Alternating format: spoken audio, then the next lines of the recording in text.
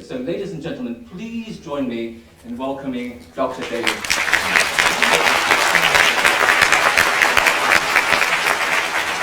Thank you for that kind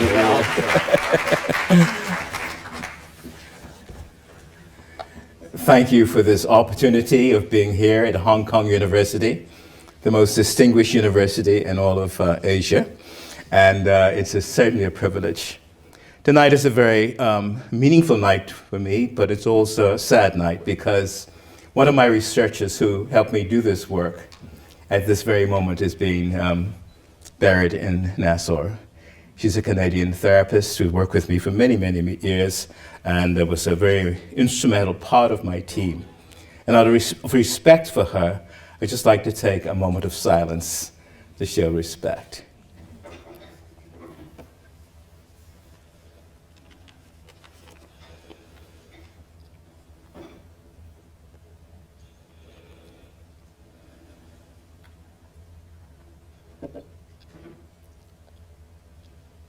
Thank you.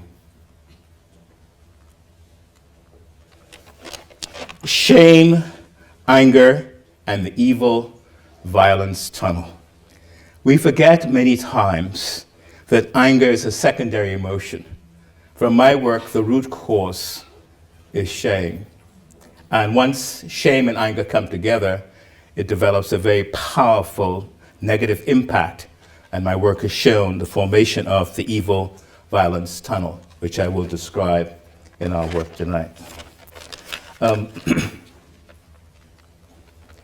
Frederick Buechner, who is a very distinguished theologian, in writing about anger, said it this way: of the 7 deadly sins, anger is possibly the most fun. To lick your wounds, to smack your lips over grievances long past, to roll over your tongue the prospect of the bitter confrontations still to come, to savor to the last toothsome morsel both the pain you are given and the pain in you are giving back. In many ways, it is a feast fit for a king. The chief drawback is that what you are wolfing down is yourself, and the skeleton at the feast is you. Tonight, we take a journey into our heart. The song says, I've been to Nassau, I've been to Hong Kong, I've been to Paris, but I've never been to me. Have you ever visited your heart? It's not an easy place to go. There are different voices there. There are different types of feelings there. But the challenge of our life is to become a missionary to our own heart. In fact, this missionary in Africa was trying to convert this lion. And of course, one day he met the lion in the jungle, and he realized, now is my chance to see if he's converted. And to his surprise, the lion started to kneel. Oh, wow, success. He's converted. The lion said, shut up, I'm saying grace.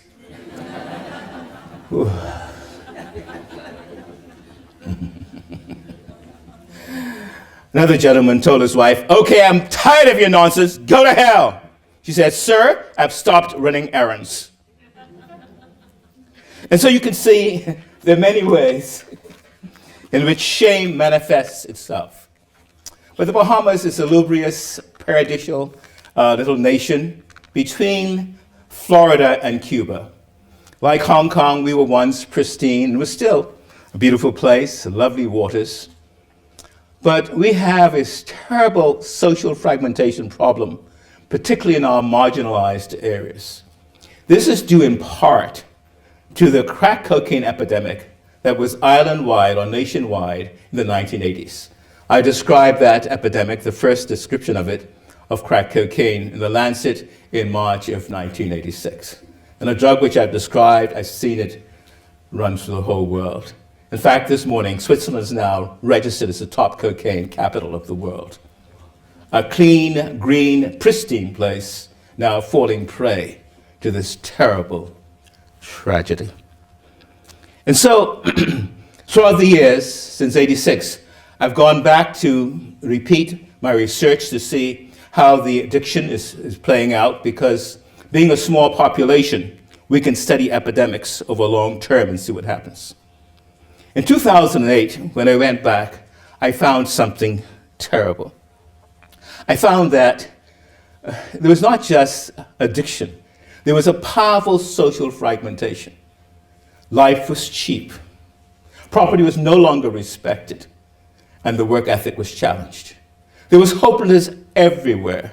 The murder rate was high, violent crime was high, domestic violence was high, and abuse was high. And yet, if you know, crack was the first drug that feminized drug addiction. And in many marginalized areas, homes are held together by who? The mother. So once the mother became addicted, they were ejected from the home, and with the economic downturn of 2008, 2009, with the high youth unemployment, we had the formation of powerful, violent youth gangs who enhanced the social fragmentation further. Social fragmentation is a very subtle thing. There's always an increase in crime and grime or dirt. People move to safer environments. There's unequal distribution of wealth. And of course, there are zones of transition to more dangerous places. And once pristine places now become terrible places. It's a horrible situation. I've seen the same in America, in the inner city, in Mexico, Colombia, Peru, in certain parts of Europe, Amsterdam, certain parts of London, Edinburgh, and what have you. And so throughout the world, we're having issues with social fragmentation. Simply, it means that what happens, something goes wrong. And it usually starts with our young people. What happened in Florida a few weeks ago was a classic example. One young boy who was hurt. 17 kids are dead. The smoking gun is not the gun. The smoking gun is that in the bottom part of the cone, there are millions of young, hurt kids that we are not being creative in addressing.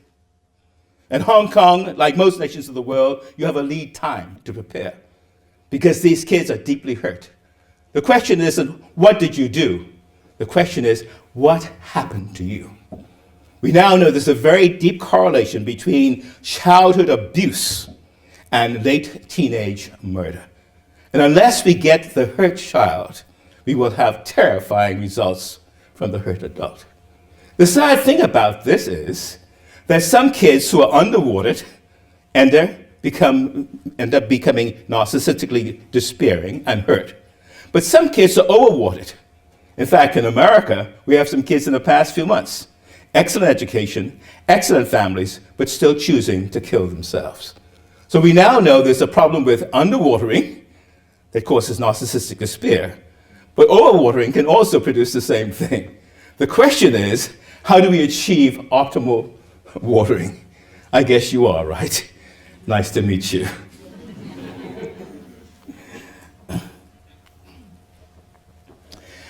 When I saw this scene, I realized there's no point doing another academic paper. The question was, could I develop a resocialization process to confront this social fragmentation? And I decided to start a group process involvement, where I started a simple group of 7 mothers, all who had lost a child to murder. This was quite a horrific experience. I found that when a mother loses a child to murder, they groan from the womb. I can only imagine the groaning that took place in Florida a few weeks ago. A child dresses for school, a place that's safe, in a lovely environment, pristine, well off, upper class. And the news comes, not 1, not 2, but 17 kids are dead. Can you imagine the parent? Can you go there yourself and feel the pathos? You see, from my experience in research, the news may move on, but the pain never does. The mind may wander like a wild horse, but the body always keeps score. Where you are, you could be missing. Your mind can go and come, but the body always keeps score. And so these mothers groan and grieve with a deep grief. And I realized for the first time in my life that what hurt people need is not what we can give them, but they want us to stand with them in their pain, to empathize with them. The thought that I was willing to come to their community and experience the vulnerability they were going through, because having had sons killed, they were also targets as well. And me coming into their community meant that I was a target. But in that process, I found after we started telling our stories, and I choose telling stories because it destigmatizes mental health. Just simply tell your story. Every one of us in this room has a powerful story. Do you know your story? Or are you still living the story they told you about you? Are you living the story that you'd like to live? But the truth is, your story is the story that is you. So when you tell your story, it's usually cognitive. Now, the problem with shame is it doesn't form in the cognitive development, which occurs later. So guilt is cognitive. Guilt is, I made a mistake. Shame forms in the early emotional development of a child, the limbic system and the right brain. And as a result of that, shame forms before cognition. And as a result of that, to get to the shame in your heart today means you have to visit yourself in a very deep, deep way. So when you tell your story, it's cognitive. You can talk about guilt, but there's no healing because you can't get to the shame. But as you tell your story in a contemplative environment, what do I mean by that? An environment of silence, an environment of meditation, an environment of transcendence, to recognize that the sun rose this morning and the sun set this afternoon. I had nothing to do with it, did you? And so we stop. An environment of acceptance, to realize that love is the only way. And then an environment of non-judgmental listening. When that starts happening, our story moves from telling the story to sharing our story. But as we share our story, we move from the cognitive to the affective. Then as we go deep into the affective, we then give our life with our story. We are now authentic in sharing the true story that we live. Only 20% of people in our world experience that. Are you one of them? I hope tonight, in a little way, I challenge you to realize that's your journey. So many of us live and die and never know who we are. Yes, we have money. We have education, but we don't know who we are. And in my work around the world, where you see parents coming in, he had a good education. We gave him the best we had. What happened? You see, your child really needs you. Let me say it again. Your child does not need your money. Your child needs you. Only a heart can create another heart. Only love wins. Shame is always the underbelly of love. The sad thing is, shame is always acted out between people who really love each other. The sad thing is, we get most angry at the people who love us. As one lady said, Dr. Allen, I've never thought of divorce, but I have thought of murder. Stop that. That's not funny, is it?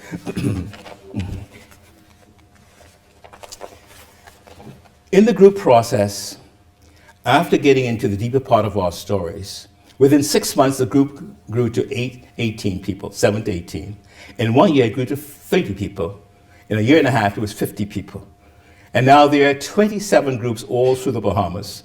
We have one in Washington, one in Texas, and I hope someday one also in Hong Kong, because I now have the research to show that when you come together in sharing your story, a powerful healing bond develops, and I call that family. I can't solve that biological family. To me, that's really in trouble. I just can't. If you can, God bless you. That's not my calling any longer. I did try. But I can form psychological families. And the Bible says in Psalms, God has put the lonely in families. You were not made to live alone. A person is a person in communion with another person. When human beings are alone, they are dangerous animals to themselves. Yet so many of us choose to live alone. You see, You can be present and still be what's missing. You can show up, but not really be there. As one guy said, Dr. Allen, I've had a great life. I could just never show up for it. Another lady said, how do I stop getting in my way? Every time, I always get in my way. And I never forget in Washington, this beautiful cocaine addict lady prostitute. I said, stop for a moment. Let's look at you. You're a beautiful woman. Do you remember being that little girl at age 8? I said, describe her for me. She said, oh, she's there. She's so beautiful. Long plaits. So many dreams. I said, would you like to go and touch her? No, no, no, no, she says.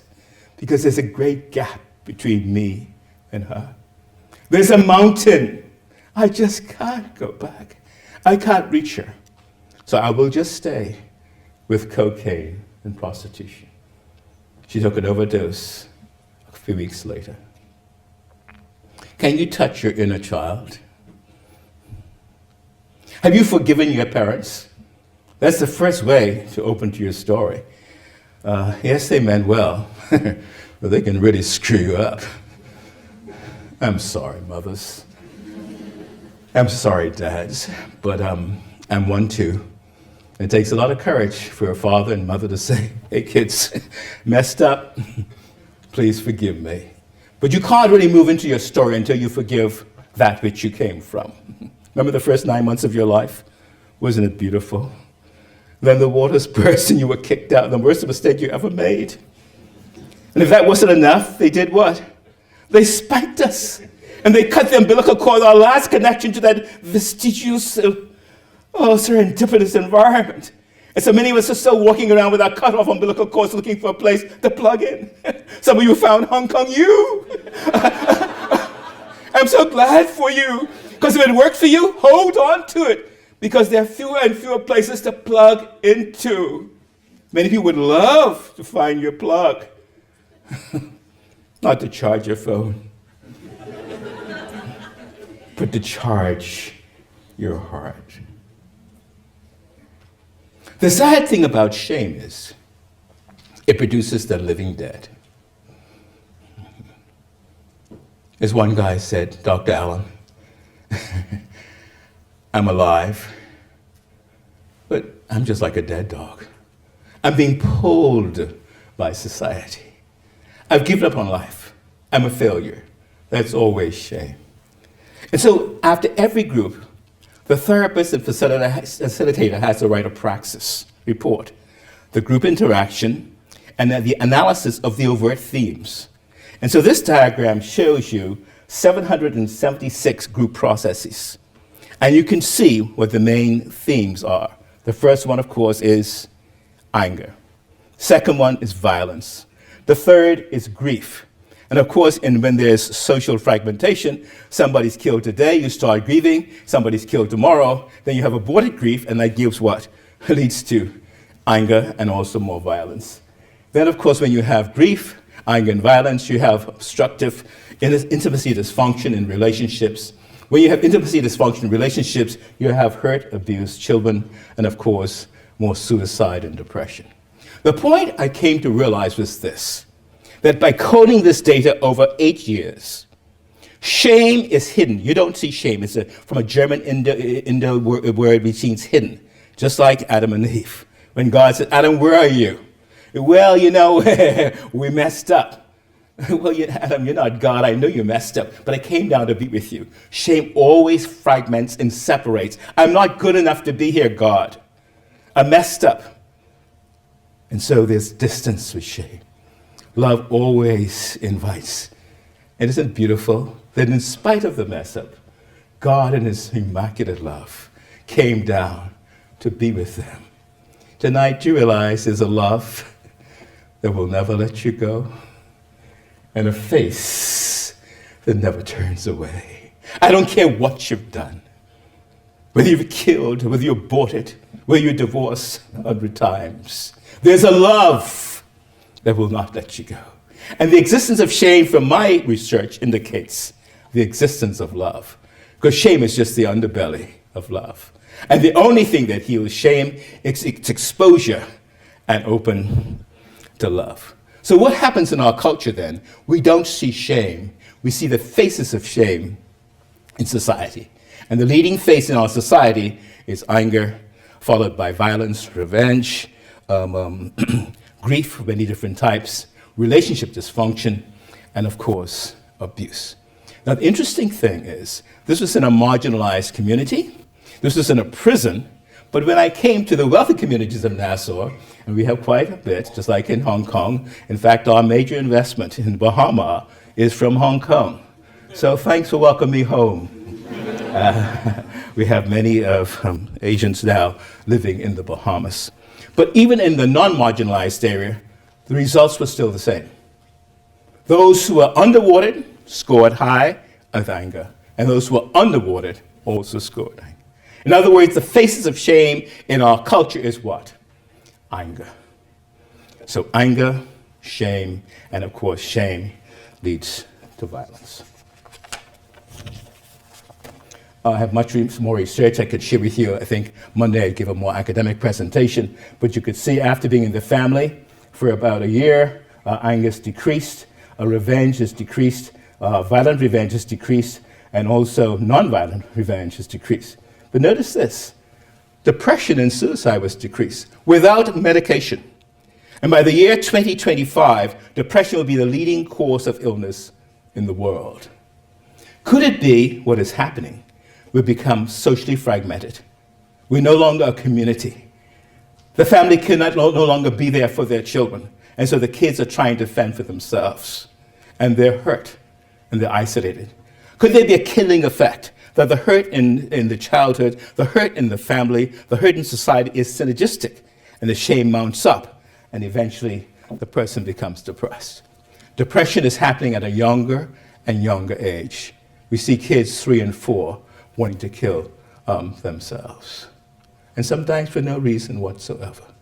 But what we found is, by bringing people together in a group with a contemplative environment to share our stories, very simple, that anger decreases, violence decreases, revenge decreases, loneliness decreases, abusive relationship decreases, self-esteem increases, goodness increases, healthy community increases, forgiveness increases, and gratitude increases, and depression is decreased. Very interesting, but I have all the data, and if you would like that, we could make that available for you. Well, when I entered Harvard years ago, I come from a very kind of puritanical, maybe hypocritical is a better word, family, where you look good on the outside and do what you want on the inside. But we have a deep faith, 400 years of islands in the little island of Eleuthera. So at Harvard, the first thing was to make sure my faith got analyzed out of me. And so I was sent into analysis, and it was quite a horrific experience because my faith was a part of me. And in medical school, I studied my medicine, but I always studied my spiritual books, and also I was interested in philosophy. And so I was tutored by an existential philosopher, Francis Schaeffer, some Jesuit priests. So when I got to Harvard, and they said you have to drop your faith because you can't be a good Harvard psychiatrist with being religious.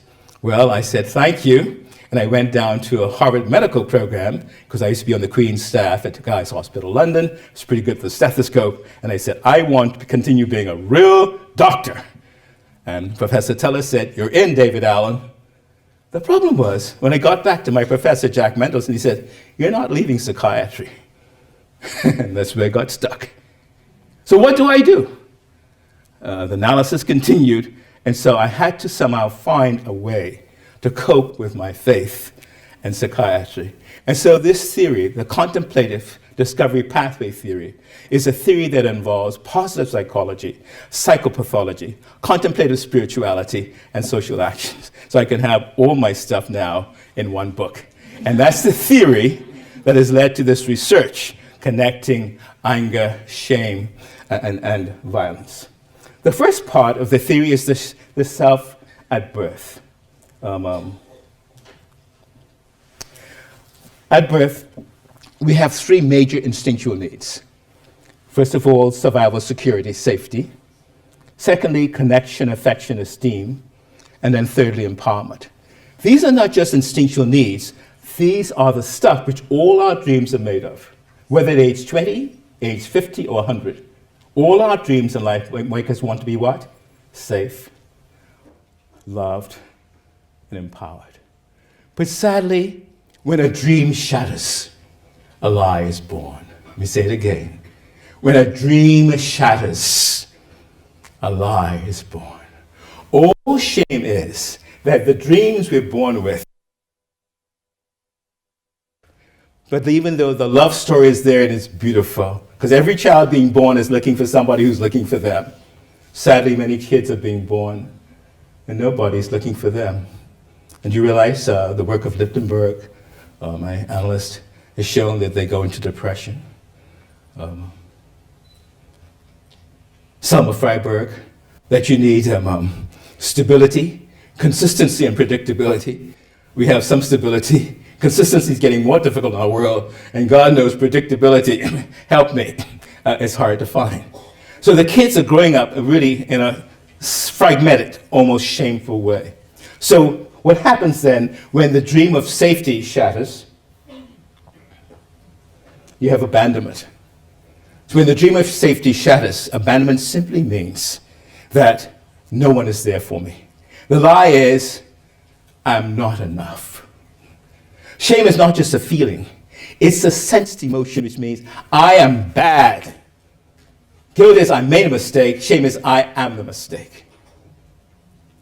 When the dream of connection shatters, producing rejection, the lie is born. I am unlovable. Nobody will ever be there for me. And then, of course, when the dream of empowerment shatters and humiliation occurs, the lie is born. I'm a failure. See, you can fail, but not be a failure. I'm helpless. These lives coalesce then, and that's what makes shame so terrible. Because when a dream shatters, a lie is born. In abandonment, all the A's line up. The A's of abandonment: anxiety, ambivalence, anger, alienation, being afraid, arrogant, being absent even though present. And of course, a very serious one, alexithymia. We lose the ability to express words for heart feelings. So instead of going in our brain from thought to feeling to behavior, we go from thought, repress the feeling, and go right to behavior. So if I think you hurt me and I have a gun, bang, you're dead. If I'm hurt, I don't say, I'm angry. You hurt me. I'm jealous of you. I go from the thought of being hurt, and I get the gun or the knife. And there have been 18 such shootings in America already this year. Young kids. The smoking gun is not the gun. The smoking gun is the hurt child. And they're growing by leaps and bounds throughout the nations. And unless we get those children who are hurt, watch out for the explosion with adults. So shame simply is S-self, H-hatred aimed at me. In rejection, it's so powerful that what happens? The person develops a paradoxic distortion. That once I've been rejected, I will now set myself to reject. So even though I'm getting married, there's one guy in Washington said, David, I'm getting married. My marriage papers are in one pocket, but I've got my divorce papers thrown up in the next pocket. And as I get, I say, well, I'm going to hold on to the marriage papers, but I'm also going to hold on to the divorce papers. Did you hear what he's saying? I'm getting connected, but I'm going to be what? Disconnected. Then, of course, you have humiliation, a very powerful phenomenon, where a person becomes deeply hurt. They feel like a total failure. And it goes into our mind. And all this comes together and makes shame such a terrible, terrible phenomenon. And sometimes the only way out, you think, is either destroying yourself or destroying somebody else. But the sad thing is, wherever shame goes, it's so painful to the human psyche that right away the brain, through a series of neural mechanisms, forms a shame defensive self or shameful self. So you have self-absorption, you have self-gratification, and control. And of the false self is an illusion, but it's always controlled with what? Fear and anger. And remember, peace is not the absence of war or struggle. There's always struggle. Peace is the absence of fear and anger. That's why in therapy you can work through telling your story to reduce the fear and anger in your life. And why should that top third in society have that opportunity and not the bottom thousands of people around the place? Now here's the sad thing. Once we self-absorb, it means that our being, because we're made in the image of God, I am is in the great I am, our being, which cannot be characterized, becomes attached to our false self. So I'm self-absorbed, which means I cannot get out of my way. When somebody's angry at you, if you can just get out of the way, why do you have to always be in the way?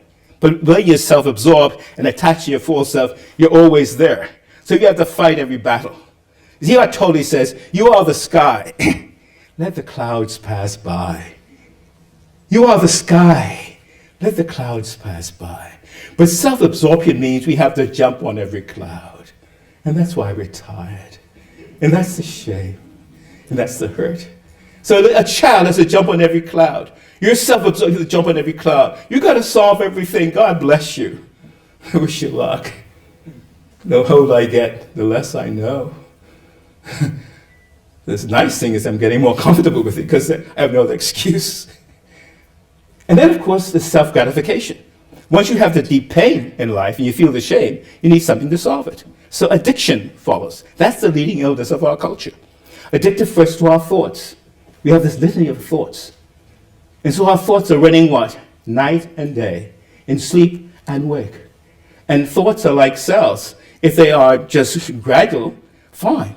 But if the cells multiply too fast, it produces what? Cancer. We have cancer, the shame of thoughts. We're so addicted to our thoughts. But your thoughts are not you. It's just a biochemical reaction. Your feelings are not you. You have an eternal being. Your life situation is your thoughts.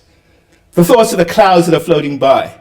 But when you have to be with every thought, be with every feeling, it's extremely tiring. Then, of course, addiction to technology. You see it every day. The families at McDonald's and the mother and father on their iPhones and the kids on their iPads. They're connected, but they're also what? Disconnected.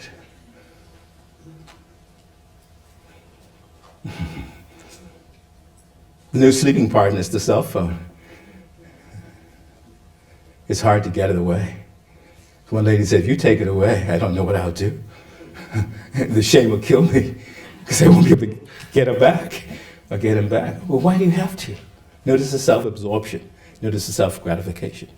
An addict who lived on the street for 25 years, one of my failures. I saw him at age 15, a very wealthy kid, and he drifted down to become a vagrant, a criminal.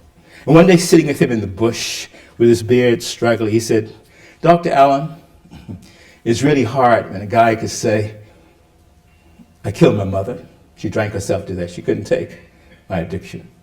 I killed my dad. He ran away from the family, killed himself. And with that hurt in my heart, only one thing helps, doctor. Another hit of what? Crack cocaine. Do you get it? Addiction is just the way we're trying to what? Alleviate the pain of the shame within. We have addiction to sexuality. The Me Too movement. Have you studied it? It's increasing. It's not going to stop. It keeps on going and growing and growing because addiction is part of our culture. Addiction to materialism. We're into form. You got to have things and more things. The consumerism, powerful addiction. Then control. You have to have control. But control is an illusion. How could you have control? Try to stop breathing and control your breath. Unless you know something I don't know, but you won't be much of a problem any longer. You have no control. Control is an illusion. But the shameful self says you must have control. We call it in Washington, that is, reconstruct reality. Is that better than lying? I don't lie. I just know how to reconstruct reality, Judge. Makes sense? We're pretty good at it. It's called spinning. But in controlling, we also scapegoat. That's been happening a long time. When you can't really solve a problem yourself.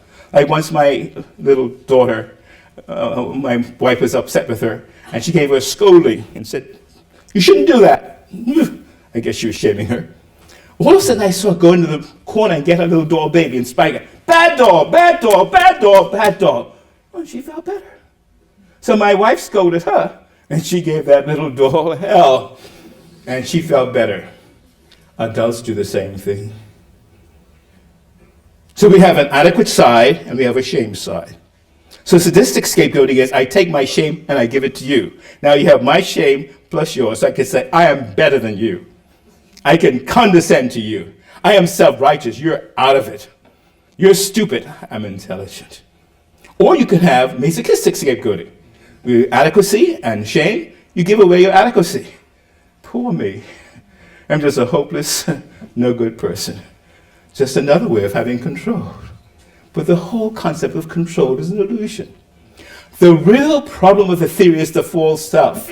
Because it's so defended, it wouldn't allow us to go down to shame. If you can touch your shame, you can expose it and get it relieved and open yourself to love. Because the heart or the psyche is like a sponge. The love story, yes, it absorbs that. But as we get older, it also absorbs the hurt and shame, and that blocks love from coming in. Unless you find a place to empty your sponge, the hurt and shame blocks love. And when you block love, you are the living dead.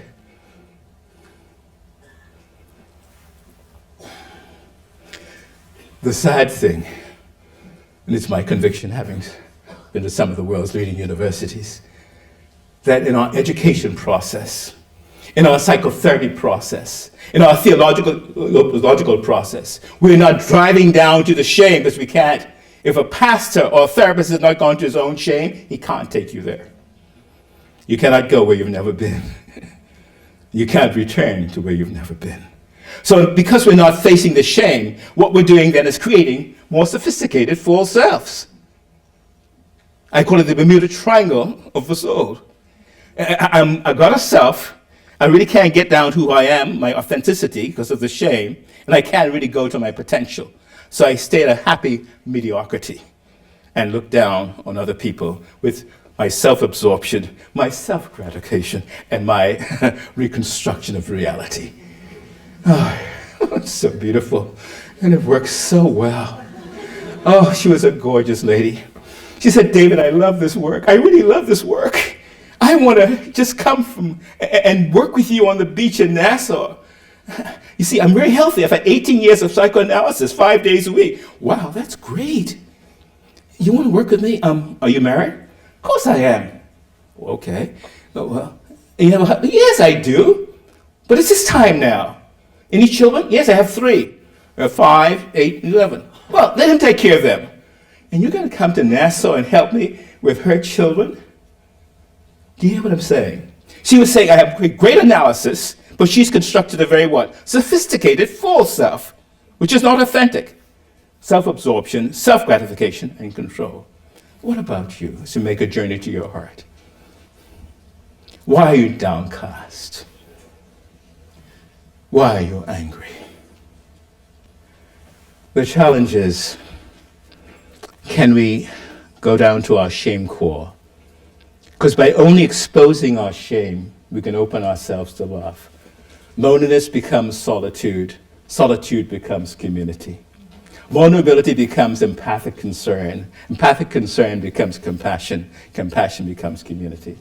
Understanding becomes humility. And humility always leads to gratitude. And gratitude is the highest evolution of the human spirit.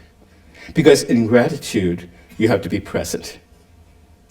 So the now, the power of the now, we become present to the now. The now is not only what is happening now, it is the container of all that which happens.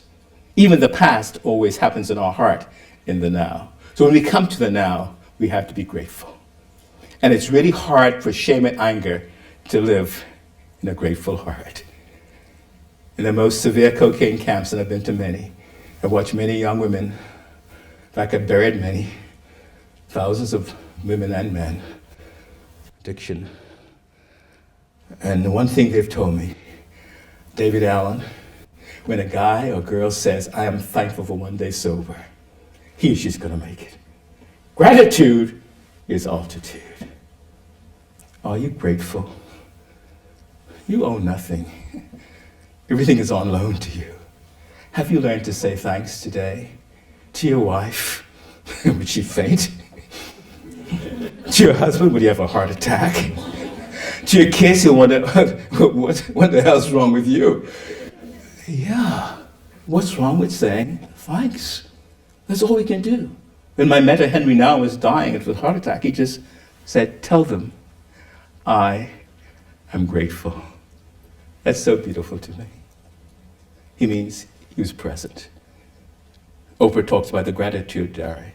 Try it. Write down 5 things you're grateful for each day and watch your life soar into new meaning. I wish the story ended there, but as my research continued, I found something very ugly. And bear with me, the evil, violence, destructive tunnel. This was developed by some graphic artists in Washington, and they do things so beautifully there. I didn't recognize it myself, but it looks pretty. The idea in the left hand corner, there's the sun indicating the love story. It's always there.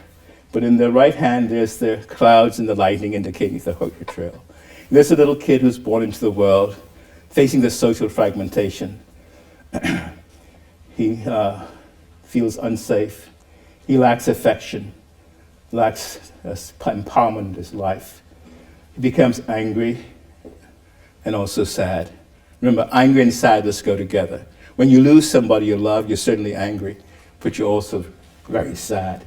And then the shame self with the abandonment, the rejection, the humiliation develops. But here's what I found.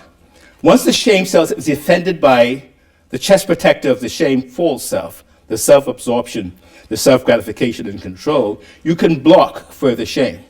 But if the shame coming to a person who's already shamed exceeds that which they shame, they go into murderous reaction.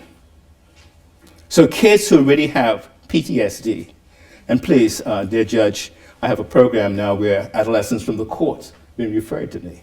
And those adolescents are scoring the same score on PTSD as the people coming from Afghanistan in the war, because they're seeing the social fragmentation in their midst. Here's the sad thing. Young girls score the highest.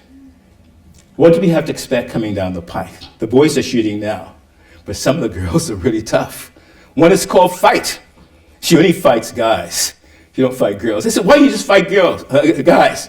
Well, because my dad walked out on me. I hate men. I said, well, let's try something.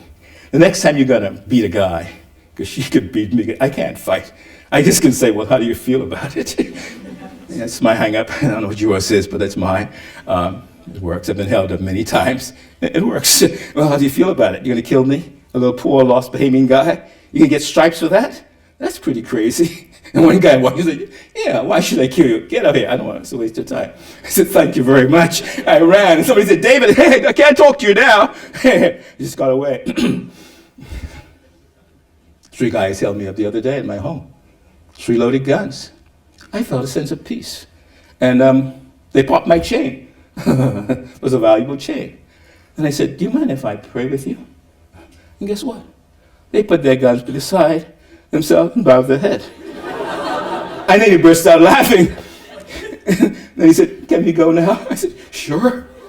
And they dropped my chain. I felt like saying, please take the chain, because at least I could say it was valuable and you took it. It's true. There comes a presence when love exists that even transcends fear. So what happens when the kid who is shamed again, either by the mother or father, by words? Somebody takes his drugs, somebody butts into his car, he fails at school, he goes into murderous rage. The first part of the tunnel may be just self-sabotage, but eventually masochistic destruction could lead to suicide, or it could also lead to sadistic destruction, other harm, or even homicide. Now here's the point. I've been able to stage the stages of killing, and I'll just go through them briefly. The first one is cognitive constriction. That's where the tunnel. A person, before they're going to kill, they almost focus really intensely. Secondly, they have physiological arousal. The blood pressure goes up, the pulse goes up, and their IQ drops, just like panic attacks. And then they have psychological numbness. They just lose all fear.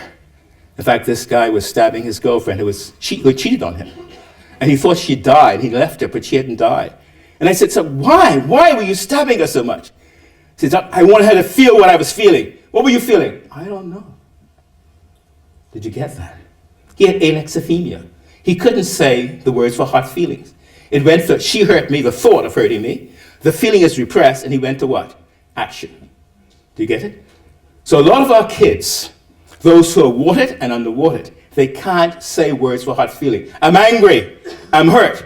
The feelings are repressed, and they'll go from thought to behavior. Place a gun in their hand, place a knife in their hand, and you have now an understanding of a hurt kid and the school shootings. That's the smoking gun, not the gun.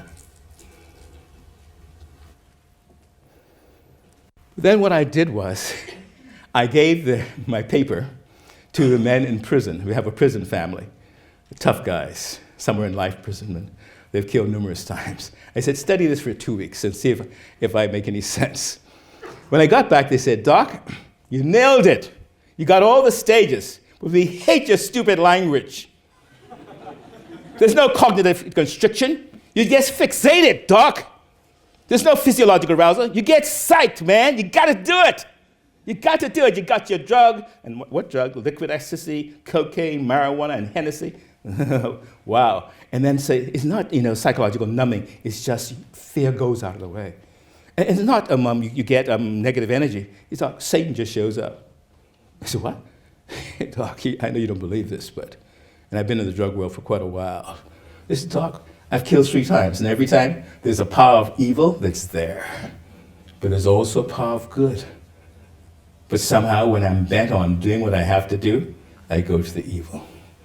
One guy killed 3 times. His mother had cancer. She went to see him and said, son, why are you doing this? The next time you feel like killing, try to see the power of good. And guess what? He said, Doc, I tried that. And I focused on the power of good. Now, I don't know if you want to call it God. I'm just reporting what they told me. But they said, forget this nonsense about negative energy. There's an evil presence in the world, and you can give yourself to that, just like you can give yourself to love. And then you have, they didn't like ethical fragmentation. They said you just get repetitive destruction of yourself or destruction of the other. Now, it's interesting what they said. They said once you do the killing, you have a sine curve rise. You get hyped, and then you come down, and you're very relaxed. And you can go and have a chicken dinner with the dead body in the back of the car. And after you kill once, it's hard, but after 2 or 3 times, it's like drinking water. So when you're seeing kids who are scoring high on PTSD, it means they have murderous rage, it means they have poor impulse control, and when the herd instinct comes with a knife or gun, they're killers. Now, do you understand the school shootings? The smoking gun is not the gun. The smoking gun is the hurt kids who we have not been creative in addressing. And if we don't get them, they will get us. Don't tell me what they've done. Ask them what happened to them. Now, another theorist, Professor David George, he was validated, the tunnel experience. He claims what happens is we all have sensory stimuli that go into our thalamus, the input to the brain, but the cortex, that is the cognitive part of the brain, neutralizes the sensory stimulus and slows it down from going to the amygdala and going to the anger, fight, the fear, flight, or depression, shutdown, or no emotion, that's psychopath, predatory. But what is happening in our culture, because we're on edge, he is arguing that a husband and wife can just come home and the smell can cause a person to move, and the cortex cannot interfere with the thalamus, and it goes straight to the amygdala. They can just look at the husband or the wife, and it goes straight in. It's happened so fast, and he's followed with the fMRI to study it. So one 300-guy man hit his 120-pound wife. And when he realized what he did, he said, that's crazy. Why would I beat her? But when he saw this diagram he said, Doc, something just went on me, boom. And all of a sudden I was hitting her. The anger went to fight. The point I'm making is this. No one is good enough to be present to their anger. When you're angry, you're a dangerous person Because yes, you can be angry and not destructive. But generally speaking, the anger is a message from your heart to come home. As we say in our prison family, the anger is the inner ambulance siren calling you to you. It's a message saying, come home and get to know yourself. Come home and make that journey to you. You may kill the other person, but you're still hurt. That doesn't solve the anger. But we do everything else when we're hurt and angry and shame. They hurt other people, but the real hurt person is us. And of course, domestic violence is always the root, and it always connects to shame and anger. And of course, in the PAG, the periaqueductal gray, you have the anger fight, the fear fight, and depression shutdown. And moving on, the dynamics of the person toward going into the tunnel, road rage, chronic bullying, very important. Watch your kids on the cyberbullying, very, very powerful these days. You have to be vigilant. Hair trigger tempers, very destructive, overwhelming emotions. You lack insight. You always rationalize behavior. You always blame others. It's a warning sign from that something's happening in you. And if you can grab that warning sign, anger can be a brutal gift. And of course, there are traits, genetic component. But what I've found, the science of epigenetics, if you have good social mentoring around a deeply hurt person, it can affect, the phenotype can affect the genotype. That's great news.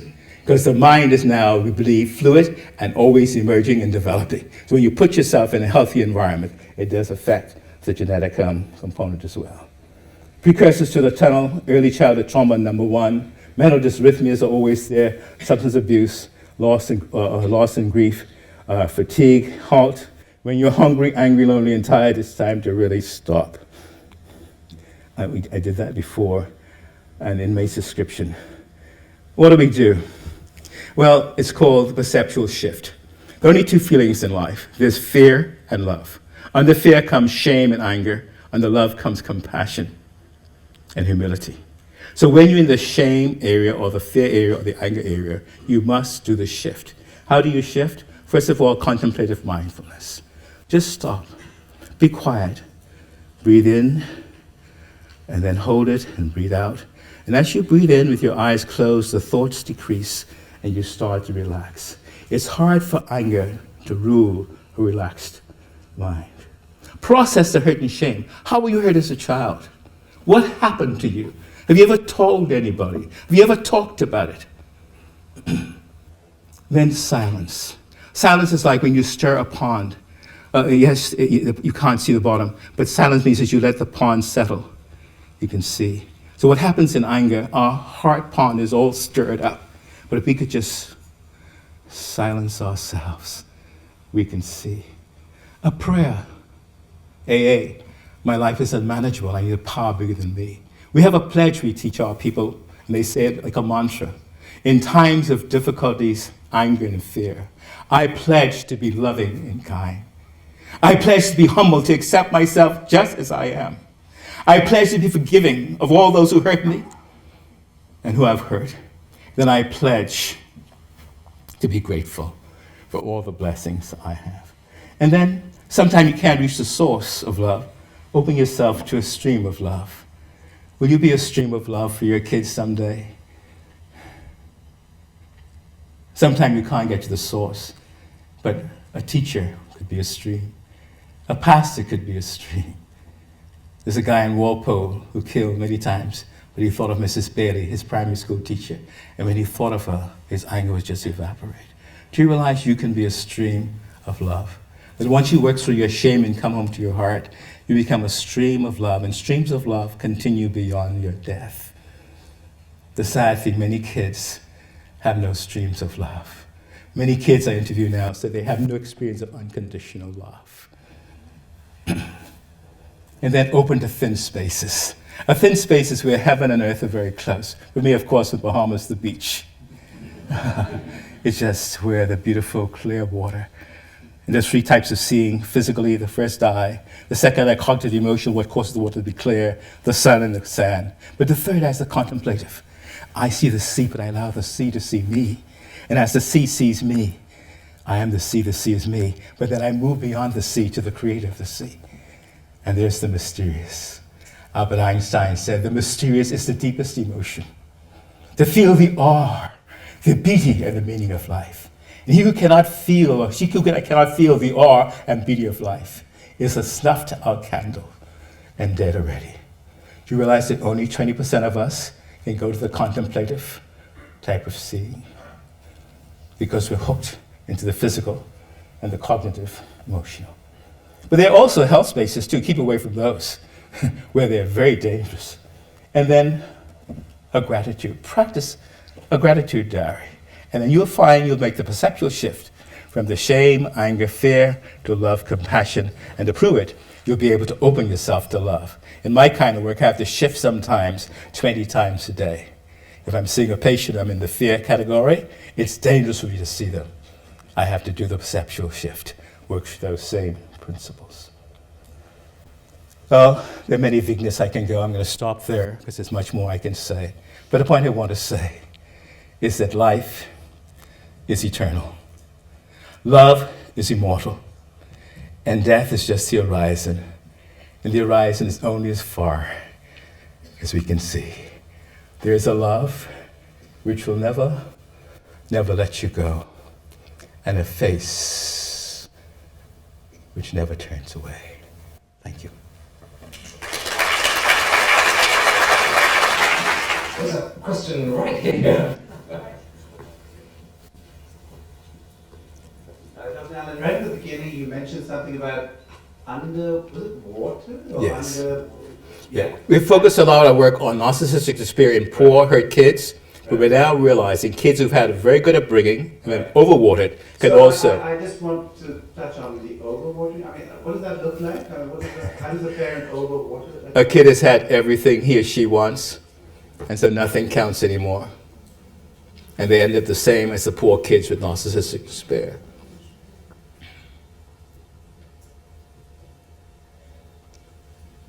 Something we need to really think about, because some of us are kids hurt in childhood, some when they first get married, some after the first divorce, and some in old age. But footprints on fresh cement last a long time. So when we're hurt as children, it runs throughout our life. That's why children are very special. Be very careful how you treat a child. Because after all, we're once an adult and twice a child. Keep your doll babies in fire trucks. You may need them in a nursing home. It's okay. Question in the back.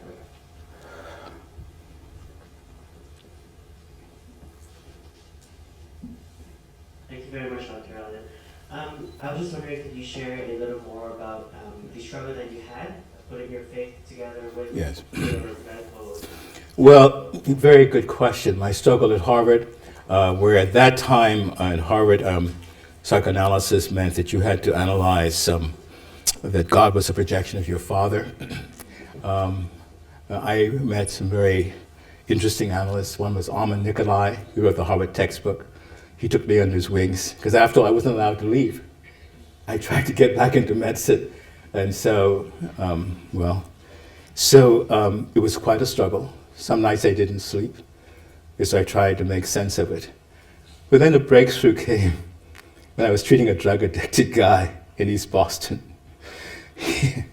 I can see him right now. I even made a coffin to put him in to say, look, man, you're going to die if you don't stop. But the more I did, the worse it got. And one day I was waiting for him, and in 1 hour, in 2 hours, third hour, he comes up the street struggling. Hello, David Allen. You think you're treating me, eh? You're just an addict like me, you know. I shoot up on heroin, but you shoot up on ego. You want to fix me. We're together, you know. You're an ego addict, and I'm a heroin addict. So let's get together and shoot up. I wanted to scream at him, but you can't do that at Harvard. But I'll never forget him. He died. I realized that I was an ego addict. I had to get out of my own way. My being and my full self was connected, and I was self-absorbed. And my faith meant anything. I should be willing to have it tested and even be open to even doubt. because faith without doubt is not faith. But James Seldes, he's dead now. He was my pastor. I'm an ego addict, and I'm still struggling with that addiction. It's a hard one to beat, and there are few places that treat it. Other questions? Please don't feel ashamed to ask. Yes, there's a lady there in the pink top. A quick question, thank you. About the psychological families, could you say a little more of how they're structured? Okay, the family comes together and it goes by word of mouth. And the idea is this, that jaw stops war. And that which is most personal is universal. So when they start to tell their story, it's cognitive, there's no connection there, it's a great story. When it's effective, they look around the room to see who's reacting. But when they start to become authentic, that is giving the story they are living, that is so personal, it becomes universal. And everybody says, aha, you too? Me too. And there's a ripple coherence that happens in the group, and that's how healing starts. And the idea is this, that you may leave the group and talk about David Allen, but that takes you away from your problem. If you can leave what happens in the group and take away how it's affected you, then the closer you are to your problem, the closer you are to your solution. And that's how we develop with the confidentiality. And if any of you would like to see the family, people come from all over the world to see it, because I've developed the research to show that simple getting together and telling your stories it produces a lot of healing. All I'm saying is this, we're getting more and more fragmented in our world with our education, creating more sophisticated false selves with self-absorption, self-gratification, and control. Maybe we need to get back to simple basics of saying, I love you, or I don't love you, and let me tell you why. There's also a question. Oh, by the way, on Saturday we're going to have a demonstration, I think. If anybody would like to see that in action, you're welcome to come. Dr. Allen, you know Hong Kong parents normally quite strong in raising our child, and a lot of time we focus a lot on the bad things, okay? We don't give enough compliments to our kids. So, Can I ask why? well, that is the situation, first of all. So, and I beat you to the question. That's called a paratactic distortion. Where I got you to reject me first. so my question is actually, me and my wife actually are those types of parents, and my son, You got plenty company. And my son actually is 16 years old. I never see him upset or mad at other people and things like that. But I do feel, okay, I want to hear what is the word of caution from you, because I worry that actually he may have a lot of inner shame or whatsoever that have not yet been expressed. Okay, so I just want to hear your comments. Well, I'd like to welcome you to the family. The best thing a parent can do is to work on their own shame, and the kids follow. The kid will not touch you if you haven't touched your shame. But what happens is the parent becomes a very sophisticated false self, self-absorbed, where being and false self are connected. Anger and fear rules the whole house, terrifying the kid. He may fail. He may feel unlovable. He may feel not enough. But that only happens because of our own shame. And I had to drill down into my shame because my analysis didn't really get there. And it's sad that analysis through the year has focused on guilt. But when really the first negative emotion in Scripture, as you said, was shame. And so my work and my book, Shame the Human Nemesis, focuses on getting down at that deep core. But there's some special techniques, I'll be happy to share them. I'm here for a week. But you have to get to the shame core as a parent. Without that, you can't expect your kid to go there. But your kid knows what you've done. They feel it, they're very intuitive. What does it look like when you touch your shame? I'm just very curious. There's a process of doing this. You guys are so academic. What does it look like? What does it feel like? What is it like? Tell me about it. I don't want to feel it. Yeah, I don't want to no, Donald Gilbert. Did you get enough of the breasts as a kid? I think I'm coming on the session on Saturday. Okay. You notice what happened? He stopped. But that's a very good question. Because a child sucking on his mother's breast, and the phone rings, and she reaches for the phone, and his mouth leaves the breast. The mother says, I'm just getting the phone. The kid says, uh-oh, shame, somebody doesn't love me. And abandonment, rejection, and humiliation. See how fragile children are? And God knows how they make it. Even in the mother's love. Remember that rockabye baby on the treetop? When the wind blows, the cradle will rock. When the bough breaks, the cradle will fall. And now will come baby, cradle it all. That's a mother singing a baby to sleep. But it's talking about the baby falling and breaking its head open. And if there's ambivalence in a mother's love, what do you think about romantic love? God bless you. Okay, there's a question there, and then also one here. Yeah. Hi, Dr. Allen. I wonder if you could comment on the implications of your research at scale. That is, have you found that certain people groups may be more oriented towards murder and other people groups more oriented towards suicide? And what would be the conditions that would orient a people group towards one or the other? An excellent question. Suicide and murder are the same, just different sides of the coin. So in a society, you have to be very careful going after your homicides, because you will increase your suicides. And if you took off your suicides, you'll increase your homicides.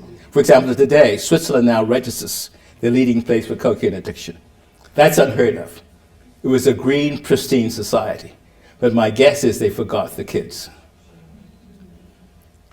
And so the point is, if we focus on one and not the other, I focus on shame, because shame produces masochistic destruction, that's suicide, but also sadistic destruction, which is homicide.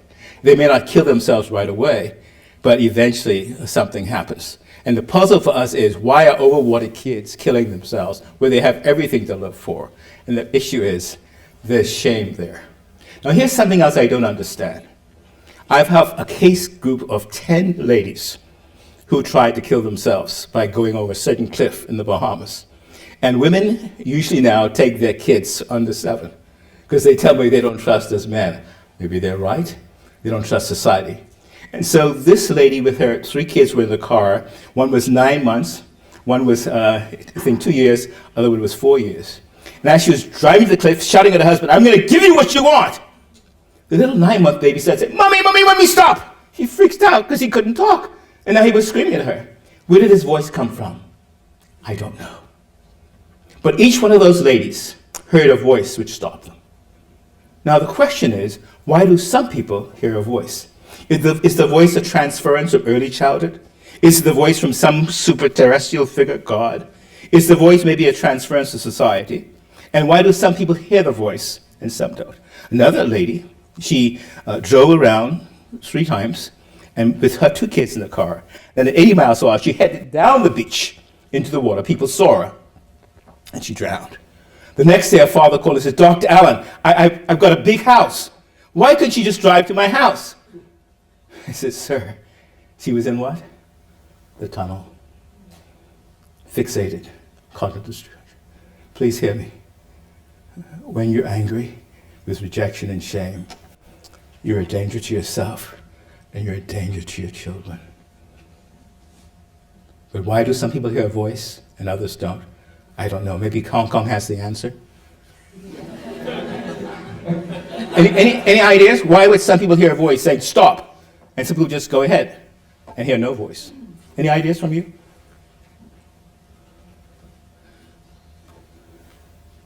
Any ideas? Peter? What do you think? That's a difficult question. I don't know. Yeah. But I've got to record in my research. Right. Certain people hear voices. Do people always? I mean, Not everybody. Quite a few number. I mean. Well, obviously, those who didn't hear, they went over the cliff. Right. But the little 9-month baby who couldn't speak started speaking. There's mystery here, and Einstein helped me a lot. Right. The mysterious is we don't know. And it's okay to say you don't know. It's easy as I get older. But there's awe there, and there's also beauty there. And it could it be that as we prepare our hearts in early life, when we need that preparation in later life, it comes back to help us? I don't know. But maybe as we go to our heart, even though we fail and hurt, the preparation of our heart can speak back to us that love never dies, because love always wins.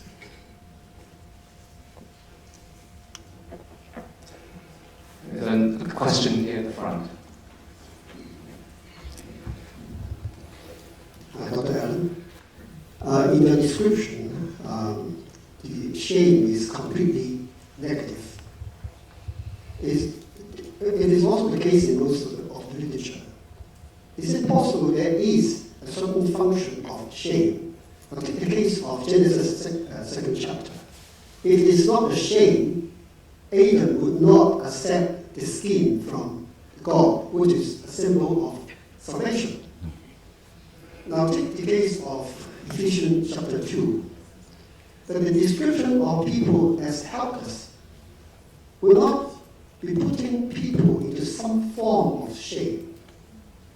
Now if there is a different kind of shame, if that is the case, treatment of those shame which would lead to a negative function, the treatment would be to shift shame.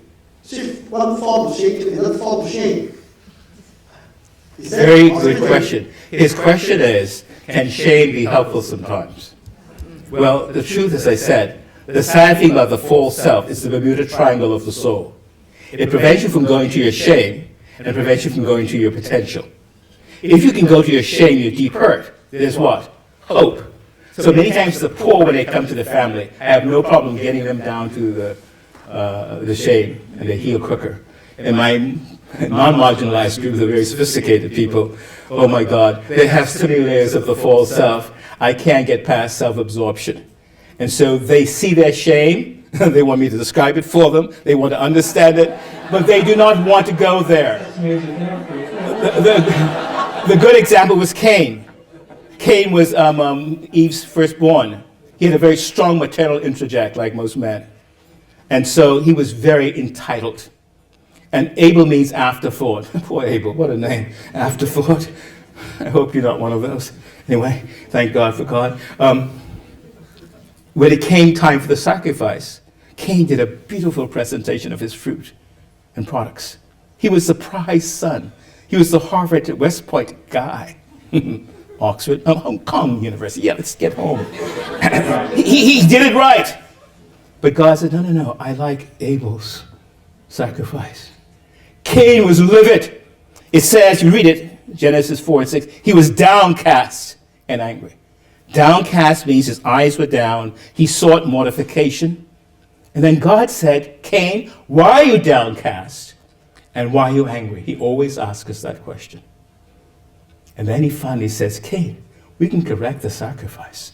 But you're taking your being and connected it to your false self. So then you're totally self-absorbed. So you are what you do. You are what you feel. You are what you have. Therefore, you're gone. Stop it. In fact, evil is at your heart's door. It wants to master you. But you must master it. And you know the rest of the story. He said to the little afterthought, let's go for a walk in the woods. And he killed his brother. It's been going on ever since. And so Ephesians 4 and 26 says, do not let the sun sit on your anger. We've had so many suns sit on our anger since childhood.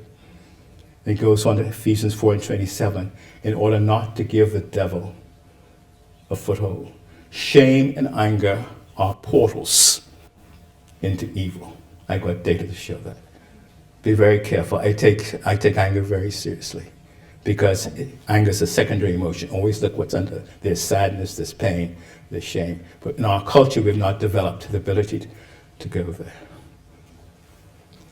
Well, I'm afraid we've run out of time, so there's no more time for questions. But there will be actually more sessions on Monday. So Dr. Allen will be talking in social sciences. So do sign up for that. If you want to have more. And also, I should also mention, this is just a heads up, that John Branton from former Vice President of International for Apple, will also be coming to talk about the secret behind Apple's success. So put that in your diary as well. Yeah. But I want to thank you so much. Yes. You want to say some more? If somebody really has a burning issue, this is my life. I've got limited weekends now. And so if you have a burning question, I'd like to dialogue with you. I'd be happy to stay. That's what I came for, because I really see this so clearly. You either get your shame or anger, or it will get you. And if not you, it will get your kids. And if not your kids, it will get your society. Thank you. Thank you, Dr. Allen.